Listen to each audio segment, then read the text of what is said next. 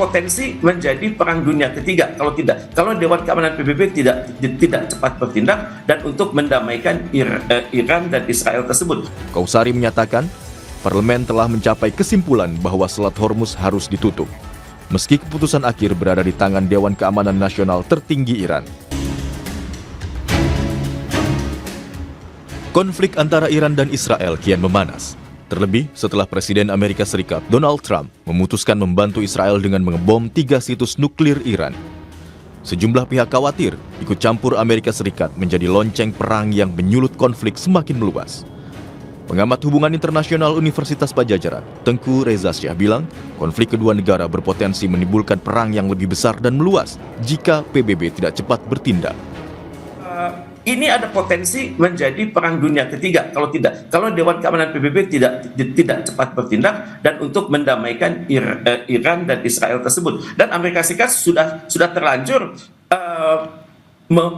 menghidupkan sumbu perang dunia ketiga karena saat ini dunia berpikir-pikir siapa yang akan serangan serupa akan ditujukan kepada siapa. Saya pikir Rusia sudah mulai waspada. Kemudian juga Cina juga mulai waspada. Tapi kalau kita melihat bagaimana kemampuan serangan Iran atas Israel beberapa hari lalu, itu kelihatan sekali.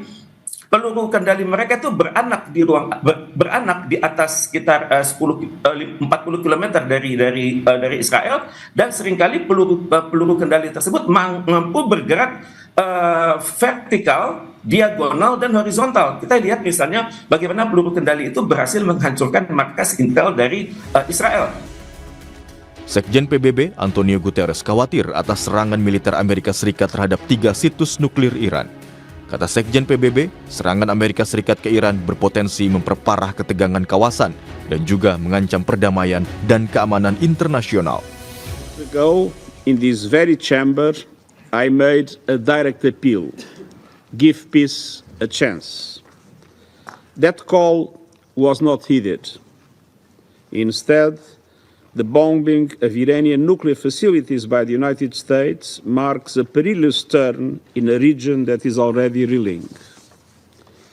From the outset of the crisis, I have repeatedly condemned any military escalation in the Middle East. The people of the region cannot endure another cycle of destruction.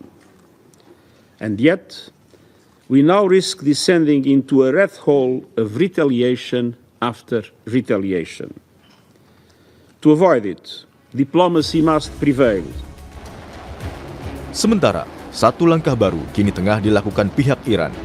Kami kutip dari Kompas.com yang diambil dari TV pemerintah Iran, pernyataan anggota Komisi Keamanan Nasional Mayor Jenderal Esmail Qusari. Qusari menyatakan, parlemen telah mencapai kesimpulan bahwa Selat Hormuz harus ditutup, meski keputusan akhir berada di tangan Dewan Keamanan Nasional tertinggi Iran.